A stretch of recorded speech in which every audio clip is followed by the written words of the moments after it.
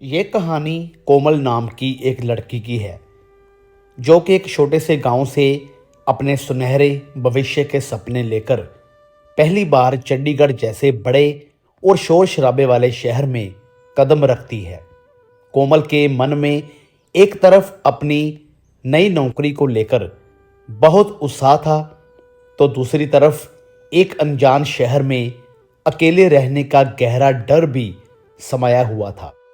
उसने पहले कभी भी अपने माता पिता और घर की चारदीवारी से दूर कदम नहीं रखा था।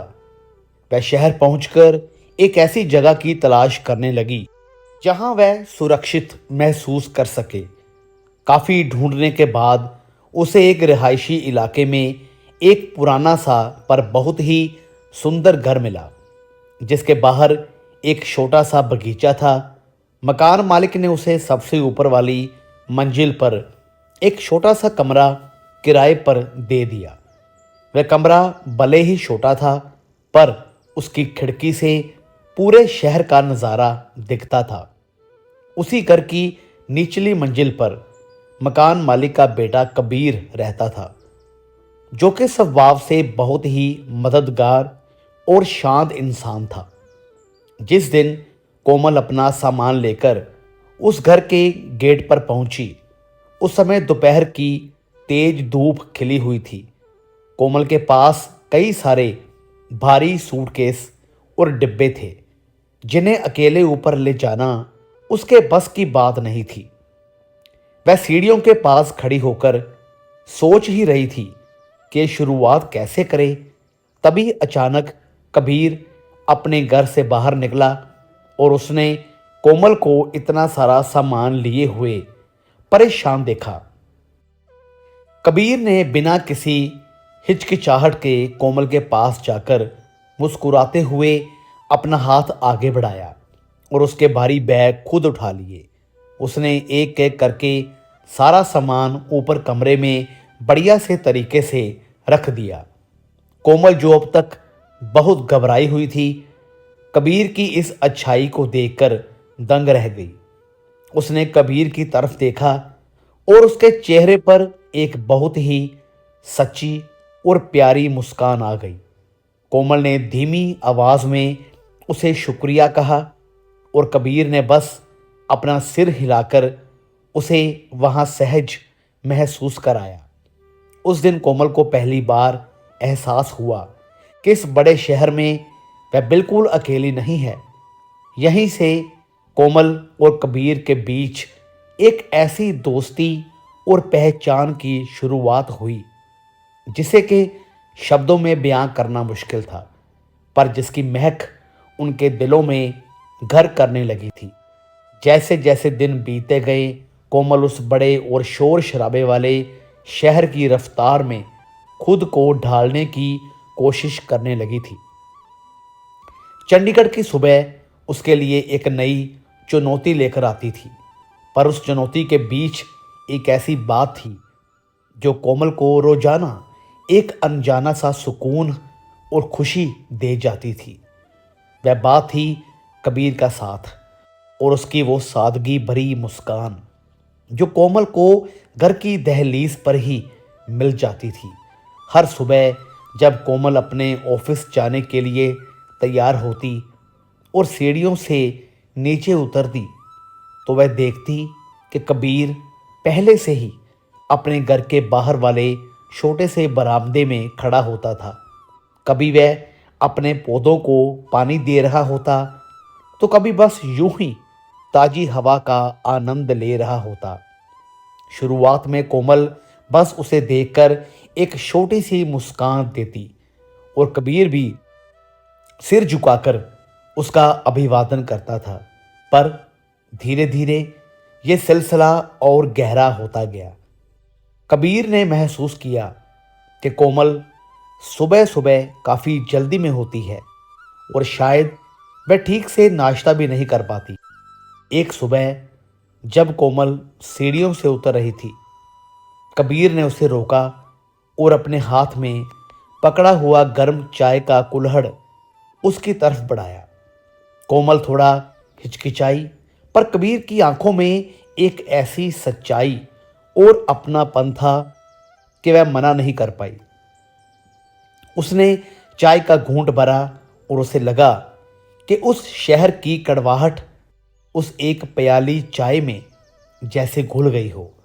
कबीर उससे अक्सर पूछता था कि क्या उसने खाना खाया या शहर में उसे कोई परेशानी तो नहीं हो रही। एक शाम जब कोमल अपने ऑफिस से लौट रही थी तो अचानक आसमान में काले घने बादल छा गए और मूसलाधार बारिश होने लगी। कोमल के पास छाता नहीं था और वह बस स्टैंड से घर तक आते आते पूरी तरह से भीग गई थी। उसके कपड़े पानी से लथपथ थे और वह ठंड से कांप रही थी। जैसे ही उसने घर के मेन गेट पर कदम रखा, कबीर ने उसे उस हालत में देख लिया। वह तुरंत अंदर भागा और एक साफ सूखा तौलिया लेकर बाहर आया। कबीर ने कोमल की तरफ तौलिया आगे बढ़ाया और जब कोमल ने उसे पकड़ने के लिए अपना हाथ आगे किया तो एक पल के लिए उनके हाथ एक दूसरे से छू गए। वह स्पर्श बहुत ही बिजली जैसा था जिसने दोनों के भीतर एक अजीब सी हलचल पैदा कर दी थी। कोमल और कबीर दोनों कुछ सेकंड तक वही जम से गए और एक दूसरे की आंखों में देखते रहे। उस समय ना तो बारिश का शोर सुनाई दे रहा था और ना ही शहर की गाड़ियों की आवाज, बस उनके दिलों की धड़कनें थी जो कि उस खामोशी में बहुत साफ सुनाई दे रही थी। कोमल ने धीरे से अपनी नजरें नीचे झुका ली और तौलिया लेकर अपने कमरे की तरफ भाग गई। पर उस रात कोमल को नींद नहीं आई। उसे बार बार कबीर का वह स्पर्श और उसकी फिक्रमंद नजरें याद आ रही थी। उसे एहसास होने लगा था कि उसके और कबीर के बीच अब कुछ बदल चुका है। ये केवल एक किराएदार और मकान मालिक के बेटे का रिश्ता नहीं रह गया था, बल्कि इसमें एक अनकही भावना और खिंचाव जुड़ गया था जिसने कि कोमल के दिल के किसी कोने में दबे हुए अकेलेपन को धीरे धीरे भरना शुरू कर दिया था। चंडीगढ़ जैसे बड़े शहर में कोमल के लिए रात की शिफ्ट करना एक बड़ी चुनौती थी, क्योंकि वह लड़की जिसने कभी अपने गांव की गलियों को सूरज ढलने के बाद अकेले पार नहीं किया था, उसे अब आधी रात को ऑफिस से घर लौटना पड़ता था। कोमल का काम एक कॉल सेंटर में था जहां हेडफोन लगाए हुए वह दुनिया भर के अनजान लोगों की बातें सुनती और सुलझाती थी।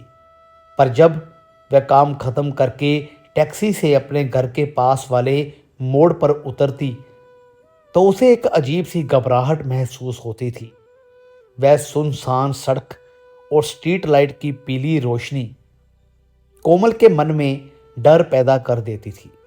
पर जैसे ही वह घर के करीब पहुंचती और देखती कि कबीर के कमरे की एक हल्की सी लाइट जल रही है तो उसे लगता कि कोई है जो उसके लौटने का इंतजार कर रहा है, और यहीं से उसे सुरक्षा का एक अनकहा एहसास होने लगता था।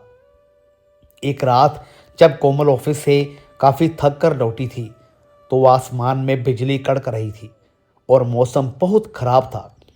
जैसे ही उसने अपने कमरे का दरवाजा खोला और लाइट जलाने की कोशिश की तो अचानक पूरे इलाके की बिजली गुल हो गई।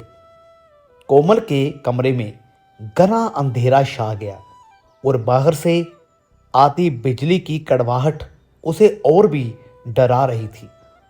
कोमल ने अपने फोन की टॉर्च जलाने की कोशिश की, पर उसका फोन भी डिस्चार्ज होकर बंद हो चुका था। उस छोटे से कमरे की खामोशी और अंधेरा कोमल को काटने को दौड़ रहा था। उसे अपने गांव के घर की याद आने लगी जहां उसकी मां हमेशा उसके पास होती थी। डर के मारे कोमल की आंखों में आंसू आ गए और उसने हिम्मत जुटाकर धीरे से अपने कमरे का दरवाजा खोला और सीढ़ियों की तरफ बढ़ी। उसे लगा कि शायद नीचे कबीर या उसके परिवार के पास कोई मोमबत्ती या इमरजेंसी लाइट होगी। कोमल बहुत ही सावधानी से सीढ़ियां उतर रही थी और उसके पैर कांप रहे थे। तभी नीचे की मंजिल पर एक दरवाजा खुला और मोमबत्ती की मध्यम रोशनी बाहर आई। कबीर हाथ में एक जलती हुई मोमबत्ती लिए खड़ा था, जैसे उसे पहले से ही पता हो कि कोमल इस अंधेरे में डर गई होगी। कबीर ने कोमल के सहमे हुए चेहरे को देखा और बहुत ही धीमी आवाज में कहा कि कोमल, घबराओ मत, मैं यहीं हूं, अंदर आ जाओ, बाहर बहुत हवा चल रही है। कोमल बिना कुछ सोचे कबीर के उस छोटे से कमरे के अंदर चली गई, जहां केवल एक मोमबत्ती जल रही थी और उसकी रोशनी दीवारों पर उनकी परछाइयां बना रही थी। कबीर ने एक कुर्सी कोमल की तरफ खिसकाई और खुद बेड के एक कोने पर बैठ गया। उस कमरे में अजीब सा सन्नाटा था, पर वह सन्नाटा डरावना नहीं था, बल्कि उसमें एक अलग तरह की गर्माहट थी। कोमल ने देखा कि कबीर उसे बहुत ही फिक्र भरी नजरों से देख रहा है। मोमबत्ती की उस पीली और कांपती हुई रोशनी में कबीर का चेहरा और भी ज्यादा सौम्य और प्यारा लग रहा था। कोमल की धड़कनें अब धीरे धीरे सामान्य हो रही थी, पर कबीर की नज़दीकी उसे एक नई तरह की बेचैनी दे रही थी। कबीर ने चुप्पी तोड़ते हुए पूछा कि क्या तुम्हें अंधेरे से बहुत डर लगता है? कोमल ने बस अपना सिर हिलाया और कबीर के करीब सोफे पर बैठ गई। उस रात उन दोनों के बीच कोई बड़ी बात नहीं हुई, पर उस खामोश कमरे में एक दूसरे की सांसों की आवाज़ सुनना और उस रोशनी में एक दूसरे के वजूद को महसूस करना बहुत गहरा था। कोमल को पहली बार एहसास हुआ कि इस अजनबी शहर में उसका अकेलापन अब खत्म हो रहा है, क्योंकि उसके पास कबीर जैसा कोई इंसान है जो बिना कुछ कहे भी उसकी हर बात समझ लेता है। और वह रात उनके दिलों के बीच जमी बर्फ को पिघलाने वाली पहली बड़ी सीढ़ी साबित हुई थी। उस रात की खामोशी चंडीगढ़ की सड़कों पर पसरे सन्नाटे से भी ज़्यादा गहरी थी। कमरे में जलती हुई उस अकेली मोमबत्ती की लौ दीवार पर कोमल और कबीर की परछाइयों को एक दूसरे के बहुत करीब दिखा रही थी। कोमल जो अब तक अपने भीतर के डर और इस अनजान शहर की अजनबी गलियों में खुद को बहुत अकेला महसूस कर रही थी, उसे लगा कि आज उसके सब्र का बांध टूट जाएगा। उसने खिड़की के बाहर गिरती बारिश की बूंदों की आवाज़ को सुनते हुए बहुत ही धीमी और कांपती हुई आवाज़ में कबीर से कहा कि मुझे यहाँ कभी कभी बहुत ज़्यादा अकेलापन लगता है। कबीर, मुझे ऐसा लगता है कि जैसे इस बड़ी भीड़ में मेरा कोई वजूद ही नहीं है और मैं बस एक चलती फिरती मशीन बनकर रह गई हूँ, जो सुबह ऑफिस जाती है और रात को इस अंधेरे कमरे में लौट आती है। कोमल की आंखों के कोनों में आंसू चमक रहे थे, जो मोमबत्ती की रोशनी में साफ दिखाई दे रहे थे। कबीर, जो अब तक चुपचाप उसकी बातें सुन रहा था, उसने महसूस किया कि कोमल के दिल में कितना दर्द और तन्हाई छिपी है। उसने बिना एक पल की देरी किए अपना हाथ धीरे से आगे बढ़ाया और कोमल के ठंडे पड़ चुके हाथ को अपने मजबूत और गर्म हाथों में थाम लिया। कोमल ने एक पल के लिए अपनी सांसें रोक ली। उसे उम्मीद नहीं थी कि कबीर इतनी हिम्मत दिखाएगा, पर उसने अपना हाथ पीछे नहीं हटाया, बल्कि कबीर की उंगलियों की गर्माहट को अपने भीतर महसूस करने लगी। उस स्पर्श में एक अजीब सा वादा था कि वह अकेलापन अब कोमल का निजी दर्द नहीं रहा, बल्कि कबीर ने उसमें अपना हिस्सा बांट लिया है। कोमल को लगा कि बरसों की थकान उस एक छुअन से जैसे दूर हो रही है और उसे वह घर वाला सुकून मिल रहा है जिसकी तलाश में वह भटक रही थी। जैसे जैसे रात गहरी होती गई, कमरे का तापमान और भी ज्यादा बढ़ता महसूस होने लगा। कोमल ने धीरे से अपना सिर कबीर के कंधे पर टिका दिया। कबीर ने भी उसे सहारा देने के लिए खुद को और करीब कर लिया। अब उनके बीच कोई दूरी नहीं बची थी। कोमल को कबीर के शरीर की खुशबू और उसकी धीमी चलती सांसों का एहसास हो रहा था, जो उसके गालों को छू रही थी। वह पल इतना लंबा और ठहरा हुआ था कि लग रहा था जैसे समय की सुइयां वहीं रुक गई हैं। कोमल ने अपनी आंखें बंद कर ली और उसे लगा कि बाहर की दुनिया की सारी परेशानियां और ऑफिस का सारा तनाव उस कमरे की दीवारों के बाहर ही रह गया है।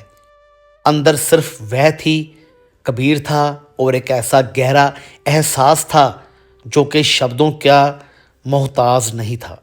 कबीर ने कोमल के बालों को बहुत ही कोमलता से सहलाया और कोमल ने महसूस किया कि उसका दिल कितनी तेजी से धड़क रहा है।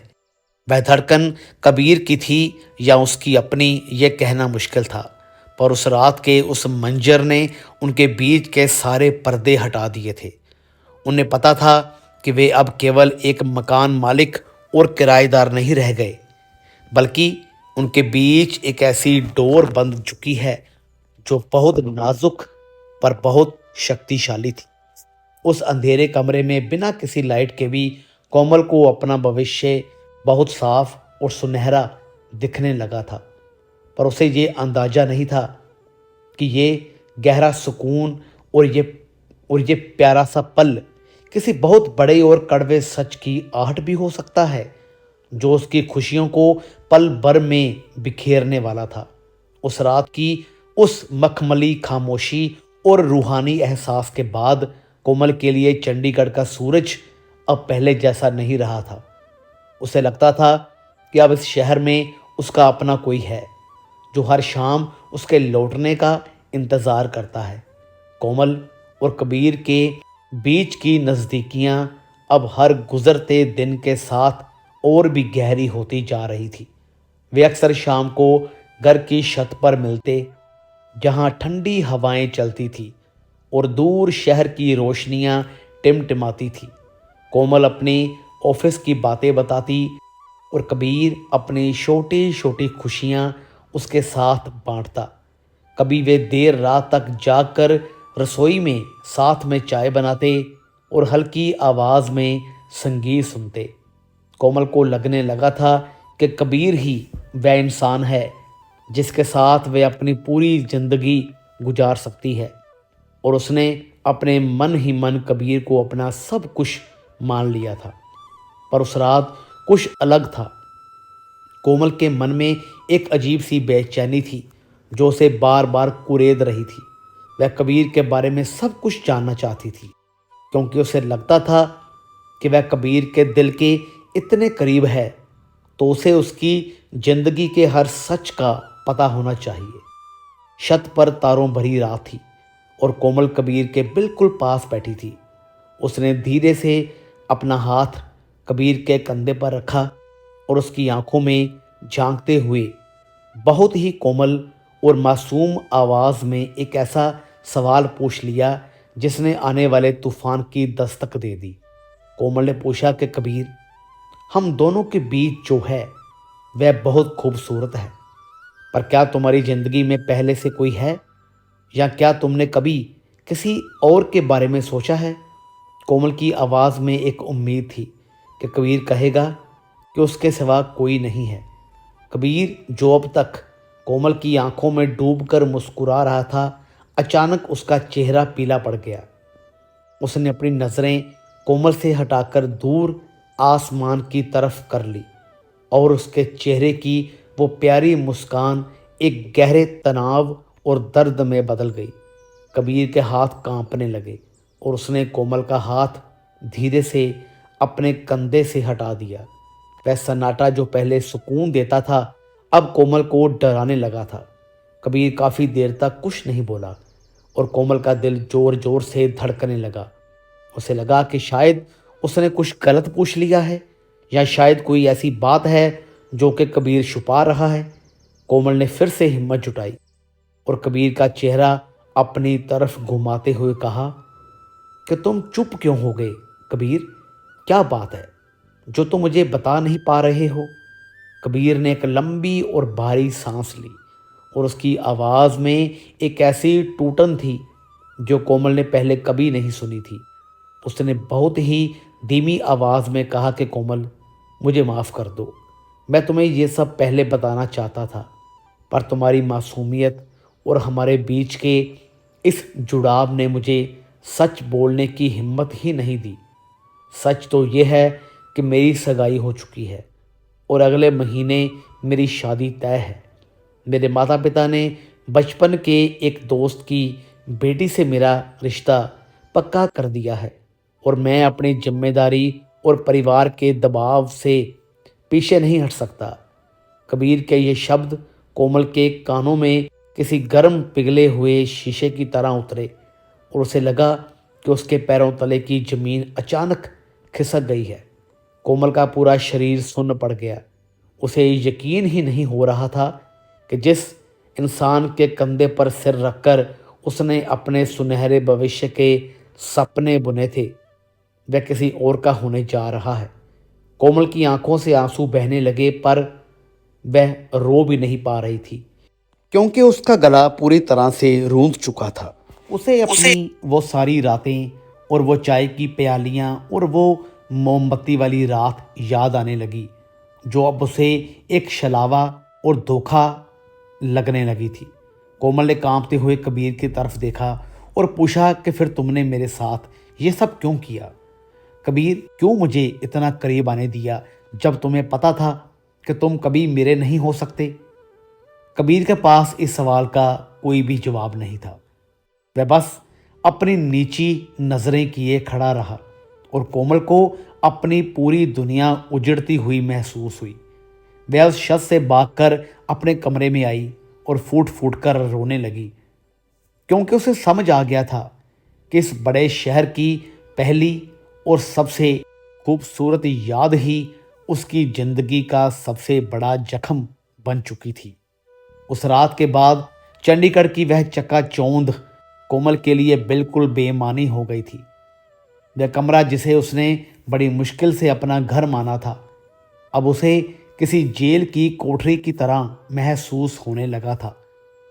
कोमल ने तय कर लिया था कि वह अब कबीर से कोई वास्ता नहीं रखेगी क्योंकि उसके दिल पर जो चोट लगी थी उसने उसे अंदर तक झकझोर दिया था।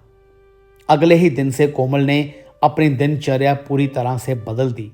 वह सुबह बहुत जल्दी सूरज निकलने से पहले ही ऑफिस के लिए निकल जाती ताकि उसे सीढ़ियों पर कबीर का चेहरा ना देखना पड़े। वह शाम को भी देर तक ऑफिस में रुकी रहती और जब पूरा शहर सो जाता तब दबे पांव अपने कमरे में लौटती। कोमल ने कबीर का नंबर ब्लॉक कर दिया था और उसकी हर चीज़ से दूरी बना ली थी जो उसे उस रात की याद दिलाती। वह अपनी रसोई में चाय तक नहीं बनाती थी क्योंकि चाय की खुशबू उसे कबीर के हाथ की उस पहली प्याली की याद दिला देती थी। उसने खुद को काम में इतना उलझा लिया था कि उसकी आंखों के नीचे काले घेरे पड़ गए थे और उसका चेहरा पीला पड़ने लगा था। वह बस एक मशीन की तरह जी रही थी जिसे अब भावनाओं से कोई लेना देना नहीं था। पर चंडीगढ़ की वो छोटी सी इमारत और वो संकरी सीढ़ियाँ कोमल के इस इरादे को बार बार चुनौती देती थी। एक दोपहर कोमल की तबीयत खराब होने की वजह से उसे ऑफिस से जल्दी लौटना पड़ा। जैसे ही उसने घर में कदम रखा सामने कबीर खड़ा था। कोमल ने अपनी नज़रें झुका ली और तेजी से बगल से निकलने की कोशिश की, पर कबीर ने उसका रास्ता रोक लिया। कबीर का चेहरा भी उतरा हुआ था और उसकी आंखों में एक ऐसी तड़प थी जिसे छिपाना मुमकिन नहीं था। कबीर ने बहुत ही धीमी और बारी आवाज में कहा कि कोमल, तुम मुझसे भाग सकती हो, पर उस सच से कैसे भागोगी जो हम दोनों महसूस कर रहे हैं। कोमल ने बिना उसकी तरफ देखे कड़कती हुई आवाज में जवाब दिया कि जो हो रहा है वह गलत है कबीर। तुम किसी और के होने जा रहे हो और मेरे लिए तुम अब सिर्फ एक अजनबी हो। कोमल की ये कड़वी बातें सुनकर कबीर की आंखों में आंसू आ गए। उसने कोमल का हाथ पकड़ने की कोशिश की, पर कोमल ने झटके से अपना हाथ पीछे खींच लिया। कबीर ने दीवार पर मुक्का मारते हुए कहा कि हाँ, ये गलत है, ये सब कुछ गलत है। पर कोमल, जो मैं तुम्हारे लिए महसूस करता हूँ वह दुनिया का सबसे बड़ा सच है। मेरी सगाई एक समझौता है, पर तुम्हारे साथ बिताया हर पल मेरी जिंदगी की हकीकत है। कोमल का दिल कबीर की ये बातें सुनकर पिघलने लगा था। उसके भीतर एक भयानक युद्ध चल रहा था। एक तरफ उसकी नैतिकता और संस्कार थे, तो दूसरी तरफ वह बेपनाह प्यार था जिसे वह चाहकर भी खत्म नहीं कर पा रही थी। कोमल ने कबीर की आंखों में देखा और उसे महसूस हुआ कि कबीर भी उसी आग में जल रहा है जिसमें वह खुद जल रही थी। उनके बीच का वह खिंचाव इतना प्रबल था कि नफरत और दूरी की सारी दीवारें रेत के महल की तरह ढहने लगी थी। कोमल को समझ आ गया था कि वह कबीर से जितनी दूर भागने की कोशिश करेगी, वह उतनी ही शिद्दत से उसकी तरफ खींची चली आएगी। उस दिन सीढ़ियों के उस अंधेरे कोने में खड़े होकर दोनों ने एक दूसरे को बस देखते रहे। कोई शब्द नहीं था, बस एक दूसरे का दुख था जो हवा में तैर रहा था। कोमल को एहसास हुआ कि कुछ रिश्ते इतने उलझ जाते हैं कि उन्हें ना तो छोड़ा जा सकता है और ना ही पूरी तरह से अपनाया जा सकता है। वे बस एक टीस बनकर सीने में दबे रहते हैं। चंडीगढ़ शहर में कबीर की शादी का दिन जैसे जैसे करीब आ रहा था, उस घर की रौनक कोमल के लिए किसी मातम से कम नहीं थी। नीचे वाली मंजिल पर ढोलक की आवाज़ें गूंज रही थी और मेहमानों का आना जाना शुरू हो चुका था। पूरा घर रंग बिरंगी लाइटों और फूलों से सजाया गया था, पर कोमल ने खुद को ऊपर के उस छोटे से अंधेरे कमरे में कैद कर लिया था। उसने खिड़कियां बंद कर दी थी ताकि शादी के गीतों की आवाज़ उसके कानों तक ना पहुंचे, पर फिर भी ढोल की हर थाप उसके दिल पर चोट की तरह लग रही थी। शादी से ठीक एक रात पहले, जब घर के सभी लोग थक कर सो चुके थे और चारों तरफ एक अजीब सा सन्नाटा पसर गया था, कोमल अपने कमरे की छत पर अकेली खड़ी शहर की लाइटों को देख रही थी। उसकी आंखों में आंसू सूख चुके थे और उसका चेहरा बिल्कुल सफ़ेद पड़ गया था। तभी उसे सीढ़ियों पर किसी के कदमों की आहट सुनाई दी। वह आहट कोमल के लिए बहुत जानी पहचानी थी। उसने पीछे मुड़कर नहीं देखा, पर उसे पता था कि कबीर वहां आ चुका है। कबीर धीरे धीरे चलकर कोमल के पास आया और उसके बगल में खड़ा हो गया। कबीर ने शेरवानी पहन रखी थी और उसके हाथों में शगुन की मेहंदी का हल्का रंग चढ़ा हुआ था, जो कोमल की नज़रों में चुभ रहा था। दोनों के बीच काफ़ी देर तक कोई बात नहीं हुई, बस रात की ठंडी हवाएं उनके चेहरों को छूकर गुजर रही थी। आवाज में कोमल का नाम पुकारा और कोमल का संयम जैसे एक पल में टूट गया। वह कबीर की तरफ मुड़ी और उसकी आंखों में वह सारा दर्द और नफरत दिखाई दे रही थी जो उसने पिछले कई दिनों से अपने भीतर दबा रखी थी। कोमल ने चीखते हुए नहीं, बल्कि बहुत ही सुबकते हुए कहा कि तुम यहाँ क्यों आए हो कबीर? कल तुम्हारी शादी है और तुम अब किसी और के होने जा रहे हो। तुम्हें यहाँ मेरे पास इस वक्त नहीं होना चाहिए था। कबीर ने कोमल के कांपते हुए हाथों को अपने हाथों में ले लिया और इस बार कोमल ने अपना हाथ पीछे नहीं खींचा, क्योंकि उसे पता था कि ये आखिरी बार है जब वह कबीर की छुअन को महसूस कर पाएगी। कबीर ने कोमल के चेहरे को दोनों हाथों से थामा और उसकी आंखों में देखते हुए कहा कि कोमल, मैं जानता हूँ कि मैं गुनहगार हूँ और मैं तुम्हें वह भविष्य नहीं दे सकता। मेरी जिंदगी की आखिरी आज़ाद रात है और मैं इसे तुम्हारे साथ बिताना चाहता था। मैं उस लड़की के साथ फेरे तो ले लूँगा, पर मेरा मन हमेशा इसी छत पर और तुम्हारी इन्हीं यादों के पास रहेगा। कोमल की आंखों से आंसू फिर से बहने लगे और वह कबीर के सीने से लग गई। कबीर ने उसे कसकर अपनी बाहों में भर लिया, जैसे वह उसे कभी जाने नहीं देना चाहता हो। उस पल में ना तो कोई समाज था और ना कोई परिवार और ना ही कोई मजबूरी। बस दो अधूरे लोग थे जो एक दूसरे की बाहों में अपना आखिरी सुकून ढूंढ रहे थे। पूरी रात वे दोनों उस छत पर एक दूसरे का हाथ थामे बैठे रहे। उन्होंने कोई लंबे वादे नहीं किए और ना ही भाग जाने की कोई योजना बनाई, क्योंकि वे जानते थे कि हकीकत बहुत कड़वी है और उन्हें अपनी अपनी किस्मत को स्वीकार करना ही होगा। कबीर ने कोमल के माथे को धीरे से चूमा और कोमल ने महसूस किया कि कबीर की आंखों से भी आंसू गिर रहे थे। वह रात उनकी जिंदगी की सबसे लंबी और सबसे छोटी रात थी। जब सुबह की पहली किरण चंडीगढ़ की सड़कों पर पड़ी और नीचे से शहनाई की आवाज आई, तो कोमल ने खुद को कबीर से अलग कर लिया। उसने कबीर की आंखों में देखा और बिना कुछ बोले अपने कमरे की तरफ चली गई। कबीर वहीं खड़ा उसे जाते हुए देखता रहा।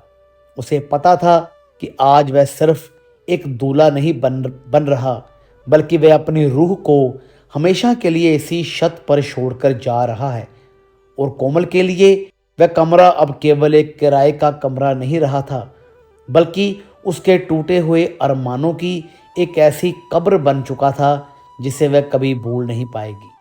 चंडीगढ़ की उस सुबह की हवा में फूलों और इत्र की महक तो थी, पर कोमल के लिए वह हवा दम घोंटने वाली थी।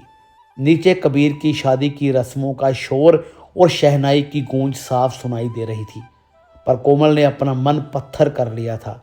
उसने रात भर अपनी आंखों से बहते हुए आंसुओं को पोंछ लिया था और अब उसके चेहरे पर एक अजीब सा खालीपन था। उसने अलमारी से अपना वही पुराना सूटकेस निकाला जो वह गांव से लेकर आई थी और एक एक करके अपने कपड़े और सामान उसमें भरने लगी। कोमल का हर एक कपड़ा और हर एक चीज़ उसे कबीर की याद दिला रही थी। वह मेज जहां बैठकर उन्होंने साथ में चाय पी थी, वह खिड़की जहां से वे अक्सर एक दूसरे को निहारते थे, और वह छोटा सा कोना जहां कबीर ने पहली बार उसका हाथ थामा था।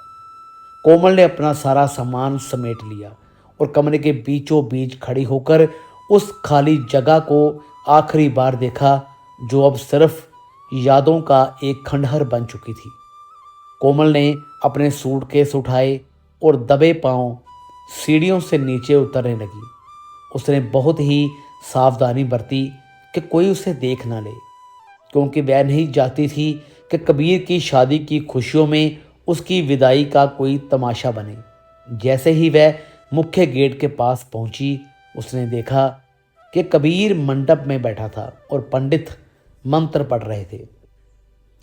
कबीर का चेहरा सेहरे के पीछे छिपा था, पर कोमल को उसकी आंखों की वो उदासी दूर से ही महसूस हो रही थी। कोमल ने एक पल के लिए अपने कदम रोके और मन ही मन कबीर को विदा कहा। उसने महसूस किया कि उसका दिल अब पहले जैसा नहीं रहा।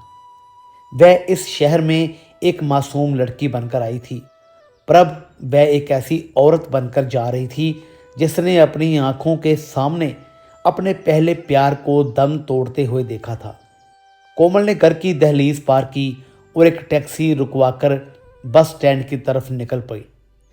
बस की खिड़की के पास बैठकर कोमल ने चंडीगढ़ की उन सड़कों को पीछे छूटते हुए देखा जहां उसने अपनी जिंदगी के सबसे हसीन और सबसे दर्दनाक पल बिताए थे। उसने अपना फ़ोन निकाला और कबीर का नंबर हमेशा के लिए डिलीट कर दिया और उस आखिरी मैसेज को भी मिटा दिया जो उसने कभी भेजा नहीं था। कोमल ने तय कर लिया कि वह अब पीछे मुड़कर नहीं देखेगी। वह किसी नए शहर जाएगी, किसी नई कंपनी में काम करेगी और एक नया घर बसाएगी जहां कबीर की परछाई ना हो। पर उसे पता था कि वह चाहे कितनी भी दूर चली जाए, बारिश की वो पहली बूंद और रात की वो खामोशी उसे हमेशा उस किराए के कमरे की याद दिलाती रहेगी जहां उसने एक अधूरा ख्वाब देखा था। उधर कबीर की शादी हो गई, वह अपनी नई जिंदगी में बंध गया और उसने अपनी जिम्मेदारियों को बखूबी निभाया। पर उसके दिल के एक छोटे से कोने में हमेशा वो शत और वो कोमल की मुस्कान दबी रही। कभी कभी जब वह रात को अकेला होता और ठंडी हवा चलती तो वह अपनी बालकनी में आकर खड़ा हो जाता और ऊपर वाली खाली मंजिल की तरफ देखता जहां अब कोई लाइट नहीं जलती थी। कोमल और कबीर की कहानी किसी किताब के पन्नों में दर्ज नहीं हुई और ना ही उनका कोई नाम रहा। वे बस दो अजनबी थे जो कि एक मोड़ पर मिले और अपनी अपनी मजबूरियों के हाथों अलग हो गए। कोमल अब एक कामयाब औरत बन चुकी थी, पर उसके पास आज भी वह पुराना तौलिया और एक अधूरी याद थी जो उसे ये एहसास दिलाती थी कि कुछ रिश्ते नाम नहीं मांगते, वे सिर्फ याद बनकर सीने में धड़कते रहते हैं। और कभी कभी अधूरा रहना ही उनकी सबसे बड़ी मुकम्मलियत होती है। यह कहानी कोमल और कबीर के उस अधूरे सफ़र की याद दिलाती है जो आज भी कई लोगों की ज़िंदगी का हिस्सा है। तो दोस्तों, कैसी लगी आपको ये कहानी? वीडियो अच्छी लगी हो तो प्लीज़ लाइक करें, शेयर करें, चैनल को सब्सक्राइब ज़रूर करें। तो मिलेंगे फिर से एक और नई दिलचस्प कहानी के साथ। तब तक के लिए गुड बाय।